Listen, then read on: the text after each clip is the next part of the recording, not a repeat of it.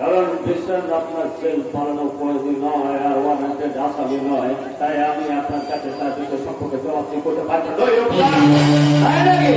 কিন্তু সেদিন আপনাকে বাধ্য হয়ে জবাবদি করতে হবে যেদিন আপনার ছেলের হাতে পায়ে সেকল দিয়ে ভালো থাকবে। এই যে করবো সবার বসে আপনার হবে অফিসার, কারণ পরীক্ষা তো বেশ ভালো নয়। কালের প্রভাবে পড়ে বাংলার এমন এক দুর্গম অঞ্চলে আপনি বদলি হয়ে গেলেন, সেখানে শুধু বসবাস করে হিংস্র জন্তু আর বিষধর আগে এইখানের এই হিংস্র জানোয়ারগুলো দাঁত আর নখ টুকরে দিয়ে আমি প্রমাণ করবো যে আমি স্বাধীন দত্ত।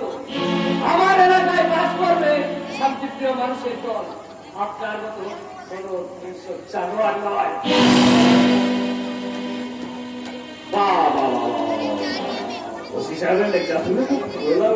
কিন্তু তুমি জানো না অফিসার, এর উচ্চ প্রতাপ সেন কারো হাত কত দূর বিস্তৃত।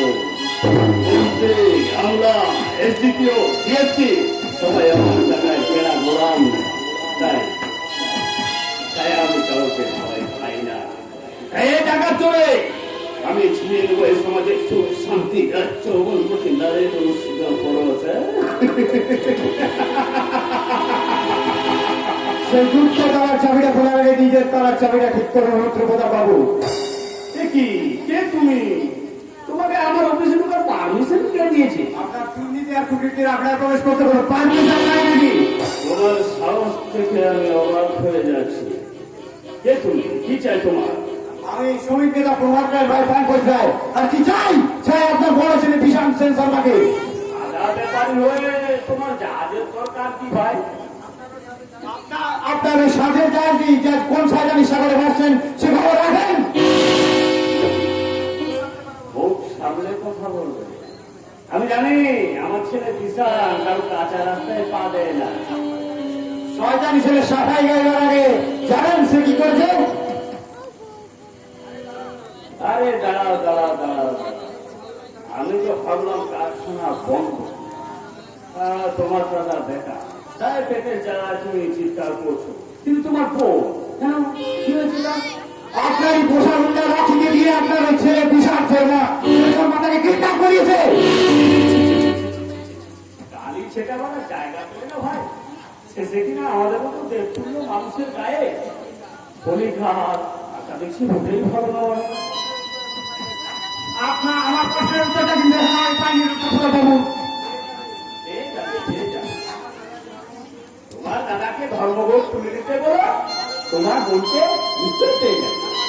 তার মানে তোমার দাদা কারখানারা ধর্মঘট করে মেজাজে বাড়িতে বসে আছে, তাই কোনো শ্রমিক হয়তো ক্ষিপ্ত হয়ে তোমার বোনকে কিডন্যাপ করেছে। টাকাটা ভুলে গেলে দেখবে তোমার বোনও সুর করে বাড়িতে ফিরে এসেছে। আপনার আপনি প্রতারণা করতে চাইছেন? আপনারা বয়সের মতো বিশাল সেন্সর মতো শ্রমিকরা লম্ফর জোচ্ছর নয়। কেমন তা তোমার দাদাই ভালো বুঝে, তাই তোমার দাদাকে পাঠিয়ে দিও, আমি তার সঙ্গে কথা বলবো।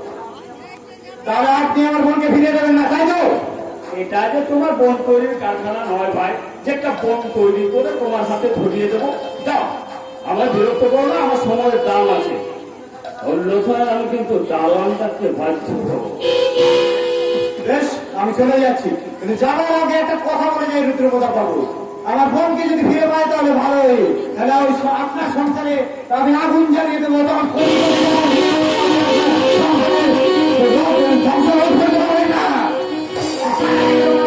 রুদ্রপ্রতাপ বাবু রাখে হরি তো মারে কম ছাড়ায়। আমাকে রক্ষা করবে আমার কোটি কোটি টাকা নামক ভগবান। তাই পাগল প্রত্যাশরূপ জনগণ আর পুলিশ প্রশাসন আমি না আর টাকার জোরে আমি ছিনিয়ে দেবো চলে সুখ শান্তি।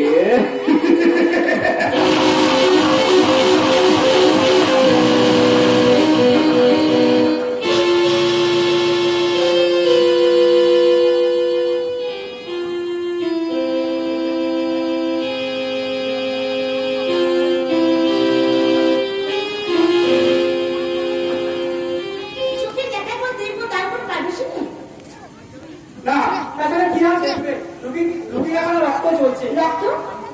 হ্যাঁ, প্রচুর রক্ত খরচ হয়েছে। তাই রুগীকে রক্ত লাগছে বাঁচানো সম্ভব হতো না। তাহলে রক্ত ইমিডিয়েট প্রয়োজন ছিল বলে প্রতিবাবু নিজের শক্তিকে রক্ত দিয়ে রুগীকে বাঁচিয়েছে। বলছে নাকি ওই প্রতীকবাবু? মনে হয় আগের জন্য ওনার কেউ ছিল, তাই রক্তের গ্রুপও মিলে গেল। তাই আস্তে আস্তে প্রতিবাবু রক্ত দিতে লাগলো। তাই বলে একটা অচেনা অচেনা মানুষের জন্য সোনা সংসারকে চকচক করে বা, কিন্তু সূর্যের মতো উদার মনের মানুষ প্রতিবাবুরা ঘর আর পথ বিচার করে না। দয়া করে তুমি আপনি একটু দাঁড়ান আসুন, আমাকে এখন প্রতিদিন প্লিজ। না, আপনি যাবেন না। প্রতিবাবু আমার বিশ্রাম করছে। তাছাড়া আমি চাই না যে আপনি ওনার সাথে দেখা করুন। কিন্তু কেন? আমি তোমার সমস্ত অপরাধ স্বীকার করেছি, তবু কেউ নিয়ে আমাকে ক্ষমা করতে পারছি না। আপনার এই প্রশ্নের উত্তর আমি দিতে পারবো না। তবে প্রতিবাবু নিজে এখন অসুস্থ, সময় তাকে বিরক্ত করা ঠিক হবে না। না জগন্নাথ বাবু, এখন আমার কোনো সুস্থতা নেই। আর তাছাড়া আমার রোগী এখন সুস্থ, এখন সম্পূর্ণ সুস্থ। আপনি এখানে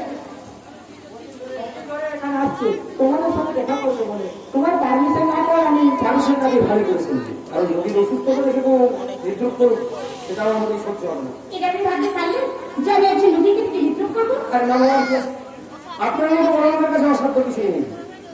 আপনারা টাকার গরমে ধরাকে ছড়া কেন করেন না। তাছাড়া আপনাদের বিষয়ে আমাদের মতো গরিব মানুষ আর রাস্তা থেকে বিলানের মতো কোনো পার্থক্য নেই। আপনি দয়া করে চুপ করুন, আমি হাত জোড় করছি, আপনি একটু চুপ করুন। তোমরা তাহলে কথা বলো, আমি না হয় এখন আপনি এখন আসুন। এই কদিন আমার জন্য আপনার কাজের অনেক ক্ষতি হলো, তার জন্য আমি আপনার কাছে ক্ষমা চেয়ে নিচ্ছি। তুমি কি বলছো বাবা? উনি পথের মানুষ আর আমিও তাই, কিন্তু একটা শিক্ষিত ভদ্র সন্তান হয়ে তুমি আর যা করলে তা আমার সারা জীবন মনে থাকবে বাবা, সারা জীবন। হ্যাঁ শুনুন, আমাদের রোগী 12 নম্বর হয়ে গেছে, এরপর কেউ দেখে আসতে পারেন। শুনুন, আমি কিন্তু সেদিন ওই রুগী দেখবার জন্য বারবার ছুটে আসি। আমি এখানে এসেছি, সেদিনের অপমানের প্রতিশোধ নিন, তাই তো? নিন, শুরু করুন। তার মানে এখন তুমি আমাকে ক্ষমা করতে পারো না? সে আপনি যাচ্ছেন ভাবতে পারেন। তাহলে আমি যথাস্থানে গিয়ে মর্যাদার আসন খুঁজে নিন। আমাকে তুমি ঘৃণা করুন, ঘৃণা করুন। কেন? আপনি একটা নোংরা বিকৃত মনে মনের মহিলা। Oh God! আমার বিকৃত মনের পরিচয়? রোজগারের তীব্র অপমানে যারা সহ্য করতে না পারে আপনি আজ এসেছেন প্রেম নিবেদন করতে। আচ্ছা, আপনি আপনার মধ্যে হাতে বলুন তো, আপনি পেরেছেন সেদিনের অপমানটা ভুলে যেতে? অভিনয় করে, ভালোবাসার অভিনয় করে আপনি আমায় ভুল বোঝাতে চাইছেন, তারপর নিজের শরীরে প্রকাশ করেন। কিন্তু না, আপনার পাশ্চাত্য শিক্ষা শিক্ষিতা একজন মহিলা মেয়েকে কূটনীতি, এই মেয়েটি প্রেমিক ভাবে পা না দিয়ে আমি আপনার এই পরিবারের কাজটাকে নিজের পথে চালিত করলাম। কেমন?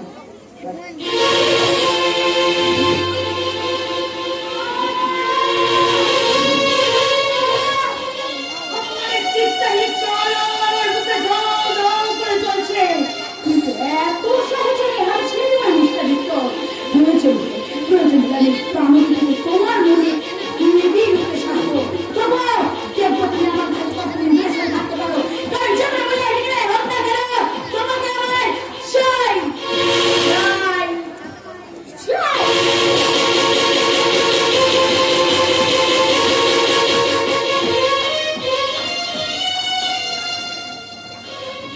তোমাদের আমি চাই না, তাও তোমরা আমাকে ধরে বসে আছো কেন? কারা তোমরা? কি চাই তোমাদের? তোমরা কারা? তুমি কি আমাকে চিনতে চাইছো না নাকি চিনতে পারছো না? জানো তোমার রচনা সেই ছোটবেলা থেকে আমরা সত্যি কি তুই আমাদের চিনতে পারছিস না? কিন্তু কিন্তু কেন?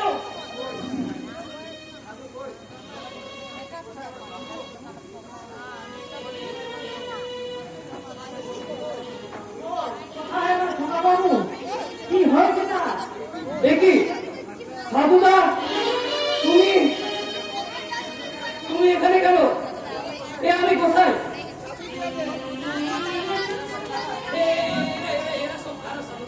এরা সব কারা?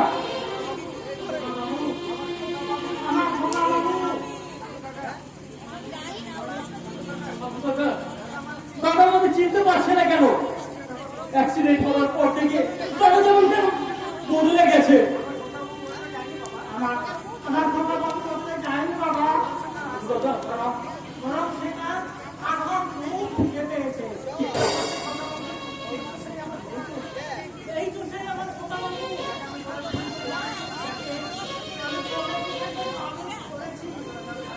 তাহলে তাহলে স্বামীটা ঘুমতে পড়েছে কি কি ওর মা কি ওর বাবা এই তখন তো আজ আমি বলতে পারবো না মা। কেন কেন তুমি সব ছেড়ে নীরব থাকলে কেন? আমাদের আমাদের আর অন্ধকারে না ঠিক রেখে বলো সাধুরা বলো।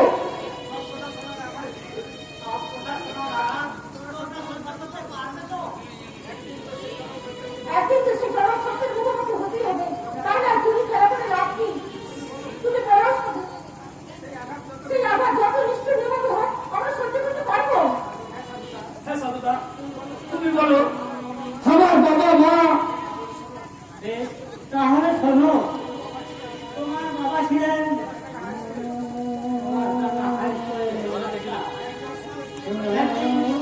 একটা ঘটনাকে কেন্দ্র করে একদম গুন্ডা।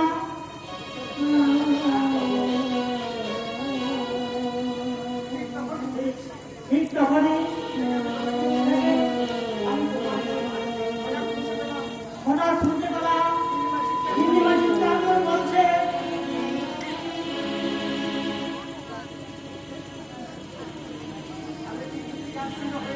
আমি দেখি চিন্তান্তূর্ণ হয়ে তোমাকে বলে করলাম, আমাকে ধরার জন্য একটা গুন্ডা টানা করলো। বাঁচাতে আমি ঠিক যখন কান পান করেছি তখন পিছনে একটা গাড়ি এসে আমাকে সজোরে ধাক্কা মারলো। তারপর শুনলাম তারপর কি হলো সাধু বাবা? তারপর তোমরা তো জানো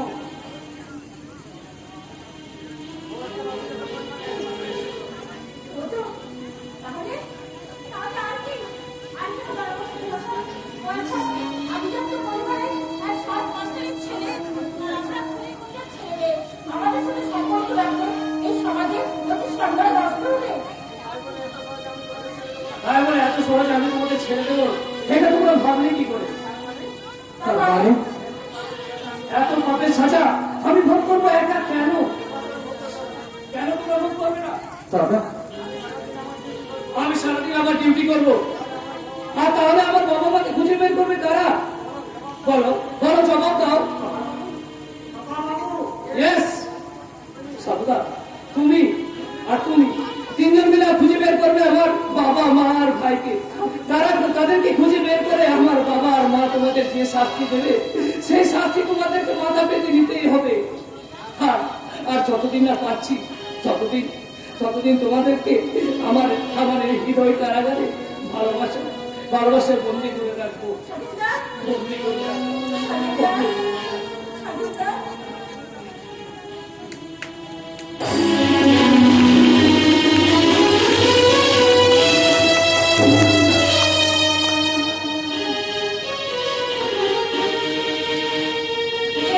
এই বন্দি জীবনটা আমি আর সহ্য করতে পারছি না।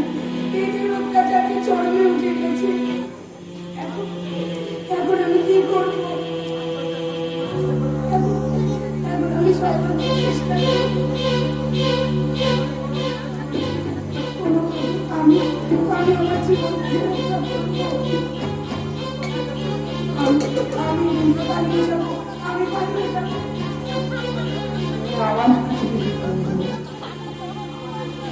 আমার এই প্রশস্ত হকে সামনে বরং আমি তোমাকে আমার হৃদয় সিংহাসনে রানী করে রাখবো। বেরিয়ে যাও, বেরিয়ে যাও। বেরিয়ে যাও। আচ্ছা ঠিক আছে, আচ্ছা ঠিক আছে, আচ্ছা ঠিক আছে, ঠিক আছে, আচ্ছা ঠিক আছে, ঠিক আছে, ঠিক আছে, আচ্ছা ঠিক আছে, বেরিয়ে যাচ্ছি।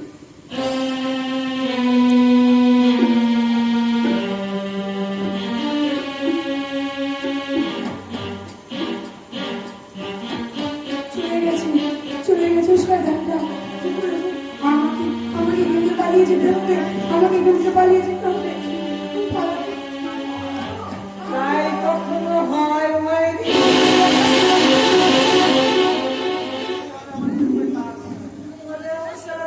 তাড়াতাড়ি বলছি, তোমাকে নিয়ে যাবো অনেক কাজ।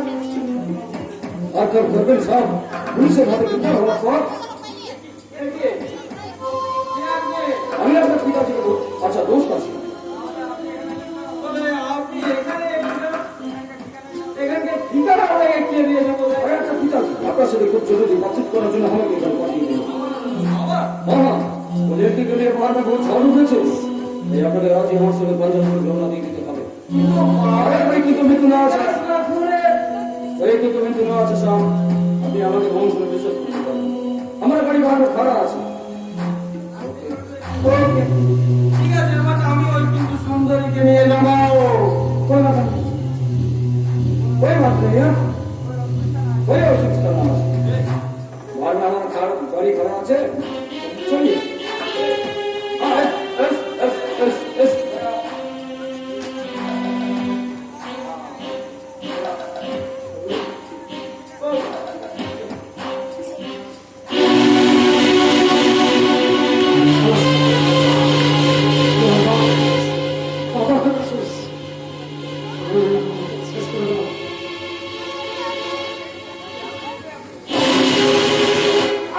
আপনি কি আপনি?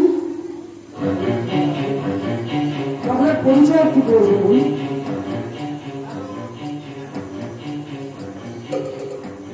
হ্যালো, আমি তোমার বাড়ি পাঠিয়ে আপনি চলে আসুন। হ্যাঁ আপনি কাকে ফোন করছেন? আমি আসুন কিছুক্ষণের মধ্যে আমি করে তোমার কাছে সঙ্গে নিয়ে যাবো। আর তোমার ওই সরকার মানে এখন যাচ্ছে দায়িত্ব আর সরকার সবাই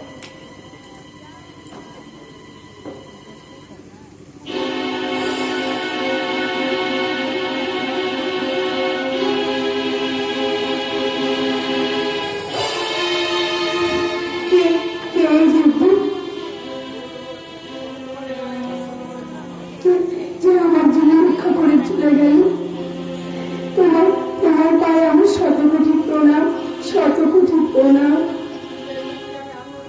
কিন্তু এই মুখে আমি আমাদের সঙ্গে দাঁড়াবো কেমন করি?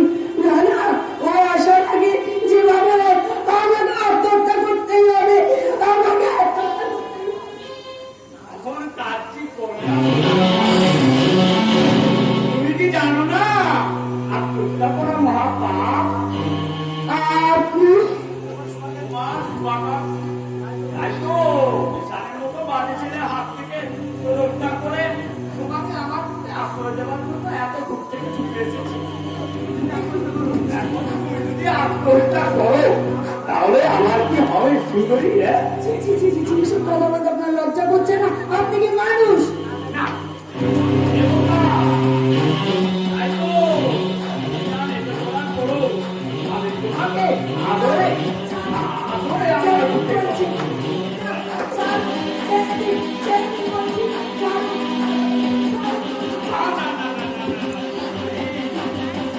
তোমাকে ছেড়ে দিলে আমার এই আকর্ষ পিপাসা মিটবে কি করে? স্যার, ছেড়ে দিন, ছেড়ে দিন, বলছি।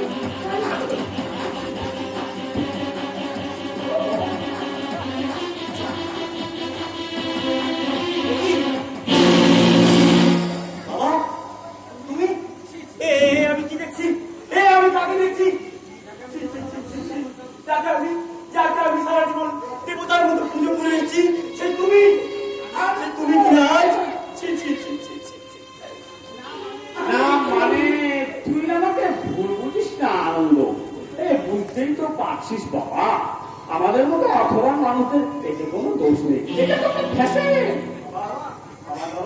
নরকের শেষ দাবে তুমি নেমে গেছো বাবা, নরকের শেষ দাবে তুমি নেমে গেছো। তোমাকে বাবা বলে ডাকতে আমার গেন্ডার করে বাবা, আমার গেন্ডার করে। না মানে আমি তেমন কিছুই করিনি। তোর দাদা ওই বিশাল মাঝে মধ্যে এমন বাজে কাজ করে বসে না, ইয়ং ছেলে তো, হ্যাঁ। আর তুমি তুমি নিজে সারুপুরুষ, তাই না? পাপের ষোলকোনা পূর্ণ হলে কেউ নারী পবিত্র হলে উন্নত হয়। আর তোমাদের সেই পাপের তৈরি তারায় পূর্ণ হয়ে গেছে। তাই শুনে রাখো, এই যুগের মা পুরুষ তোমাদের ধ্বংসের গাড়ি ঈশ্বর রোধ করতে পারবে না বাবা, সব ঈশ্বর রোধ করতে পারবে না। সেদিন আর আকাশে চন্দ্র সূর্য উঠবে না আনন্দ। বাইরে ভাই, তোকে একটা কথা স্মরণ করিয়ে দিই, আমার চলার পথে বাধা দেওয়ার চেষ্টা করবি না। যদি করিস তাহলে কালের কতক থেকে তুইও রেহাই পাবি না। আমি তোকে ক্ষমা করবো না।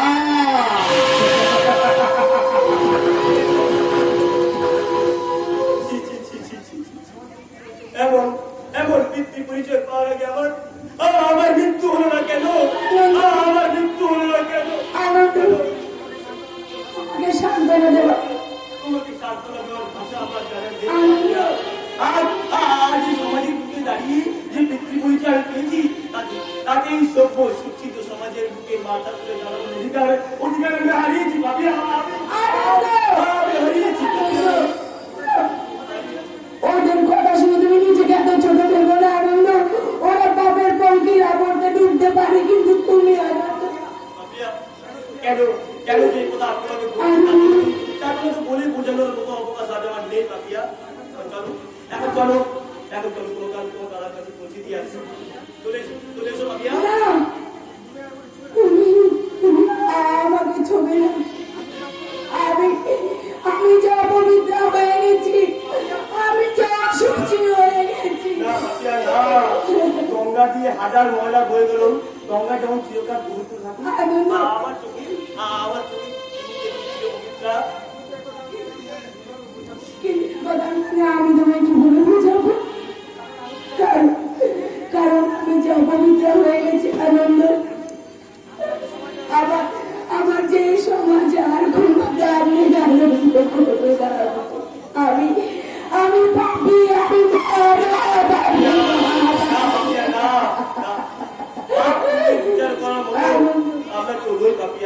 আমরা কি লোক এই জগতে যা ঘটবার ছিল ঘটবে, আমরা কোনো নিমিত্ত মাত্র। তাই এসো পাপ পুণ্যের ঘেরাকে ঘুরে হাসি কান্নার যখন সংসারে আমরা এগিয়ে চলি নবদিগন্তের পথে। একটু বাতাস যদি হয়ে যায় ঝড়, সেই ঝড়ে ভেঙে যায় যদি বাধা ঘর, আবার নতুন ঘর বাঁধতে পারি যদি তুমি পাশে থাকো। আমি দুঃখকে সুখে নিতে পারি যদি তুমি পাশে থাকো। ওকে হাসি মুখে সইতে পারি যদি তুমি পাশে থাকো।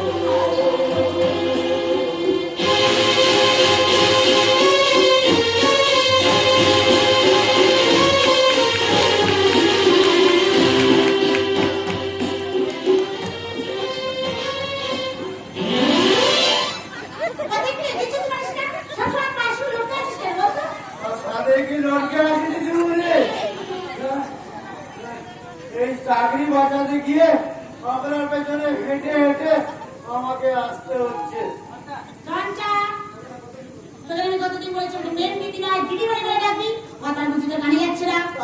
আর কি দোষ দিতে বলি, এই সংসারে যা নিত্য নতুন হালচাল দেখছি, সারা কানটা মিটরে করে ফেলেছে। আপনাকে দেখুন, প্যান্ট ছেড়ে শাড়ি, মারুতি ছেড়ে গাড়ি, আর চোখে কাজল, কপালে দ্বীপ, পুষ্পর কানে তো দেখেছেন কি? তারা বলবে খারাপ। আমার এত সুন্দর গরমেরই রাধার মতো দিদিমণি, কিন্তু ওই কদম তলায় কানো হারাম জায়গাটাকে এখনো তো বুঝতে পারে। মানে যা বাসির সুরে আপনার এই পরিবর্তন, হেঁটে হেঁটে মন্দিরে গমন। একদিন ঠিক বুঝতে পারবি, ওই বলে না সবুরে মেয়া বলবে না, আমরা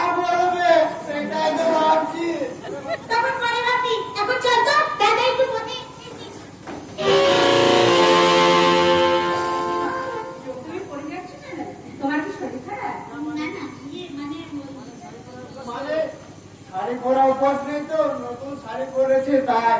না না না, যেটা করার অভ্যাস নেই সেটা না করলেই ভালো হতো। সেটা তো আপনি বুঝছেন, কিন্তু আমার দিদিমণির উনি তো বুঝবেন না। আর তোমার দিদিমণি উনি কাছে একটা বিক্রি ছেলে, এত সুন্দর আমার গুণবতী শ্রীদেবীর মতো দিদিমণিকে সে না গুঁড়ো তাকায় না, শুধু কথায় কথায় ধনী অহংকারী বলে অপমান করে। ঘন্টা তোর মানের পুরো বন্ধ করবি, নাহলে কিন্তু এক্ষুনি আমি এখান থেকে বেরিয়ে নিয়ে চলে যাবো। আর আমি যেখানে বসে বসে পাপড় ছেঁকবো, আমিও আপনার পিছন পিছন চলে যাবো। তুমি রাগ করছো কেন মা? বাচ্চার ছেলে, না হয় দুটো বেফাস কথা বলেই ফেলেছে, তাতে কি আসে যায়? মাসিমা, আপনি তো বুঝলেন, কিন্তু আমার দিদিমণি তো বুঝবেন না। পড়াইতে দার্জিলিং এ লেখাপড়া শিখেছে বিদেশে, এই কাঠ পাথরে সারা জীবন তো মায়ের স্নেহ তো পায়নি। সে তো আপনার মায়ের মমতা, আপনার মতো মায়ের মমতা কে বুঝবে? সে কি মা, তোমার মা? হ্যাঁ মা, আমার মা আমাকে ছোটবেলায় রেখেই মারা গেছে, কিন্তু মার যে স্নেহ যে কি মধুর তা বোঝার মতো সৌভাগ্য আমার কোনোদিন হয়নি মা। তোমার সে ব্যথায় সান্ত্বনা দেওয়ার ভাষা কি আমার নেই মা। তবু বলছি, বিয়ের পর শাশুড়িকে মায়ের মতো ভালোবাসবে, তার কাছ থেকেই পেয়ে যাবে মাতৃ স্নেহের মধুর পরশ। না, আমি যাই। আমার ছেলেটা, আপনার ছেলে? হ্যাঁ, আমার সঙ্গে মন্দিরে পুজো দিতে এসেছে।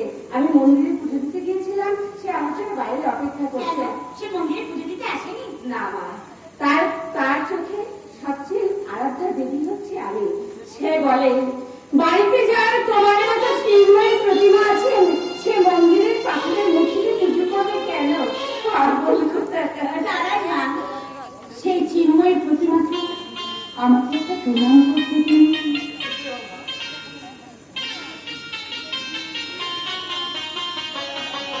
কি হয় মা, আশীর্বাদ করি তোমার মনস্কামনা পূর্ণ হোক। তোমার মতো লক্ষ্মী মেয়ে কখনো মাতৃস্নেহের অভাব হবে না। আসি মা, আসি।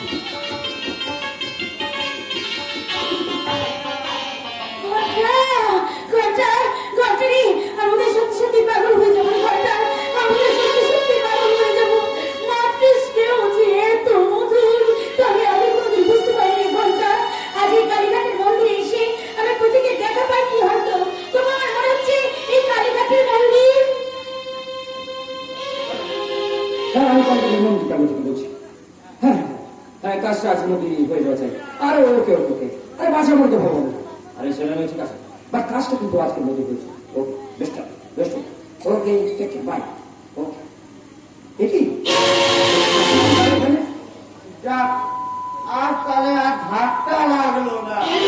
মানে আর ধাক্কা লাগলে আমি আপনাকে গোটা কামড়িয়ে দিতাম। তার মানে ওই আপনার একদিনের ধাক্কায় আমার দিদিমণি সব কিছু পাল্টে দিয়েছেন। আজকে পারলে ওনার সব কিছু গুছিয়ে যান।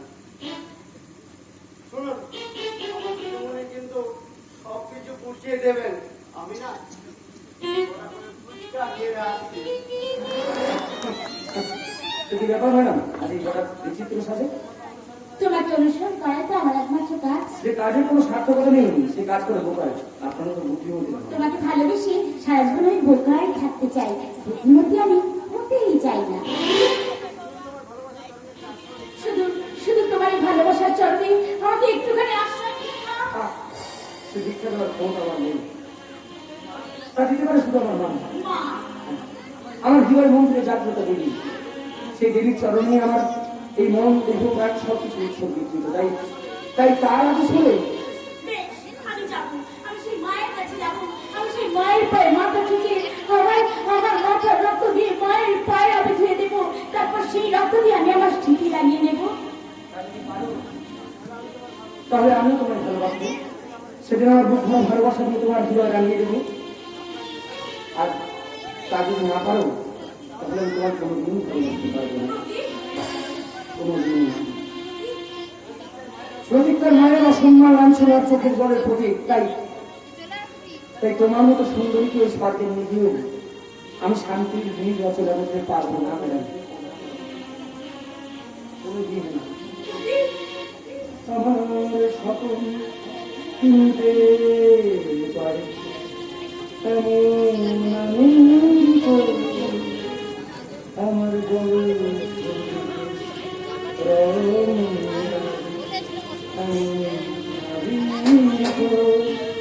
আমার স্বপ্ন কিনতে পারে এমন আমি করব, আমার জল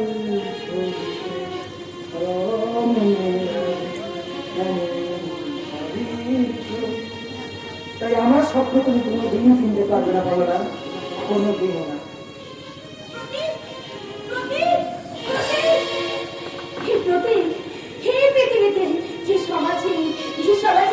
এই প্রতীকের মতো ছেলেরা বিয়ের পর তার মা বাবাকে চিনতে পারে না, এক মতো ভাতের জন্য বৃদ্ধ মা বাবাকে দুয়ারে দুয়ারে ভিক্ষে করতে চায়, সেই যুগে আমার প্রতীকের মতো ছেলেরাও জন্মায়। তাই আমি ওই প্রতীককে যেমন করেই হোক আমি আমার জীবনে নিয়ে আসবো, আর তার জন্য আমাকে যে কোনো মূল্যের বিনিময়ে যা দিতে হবে আমি তাই দেবো। কিন্তু প্রতীক যে শুধু আমার, আর আমি শুধু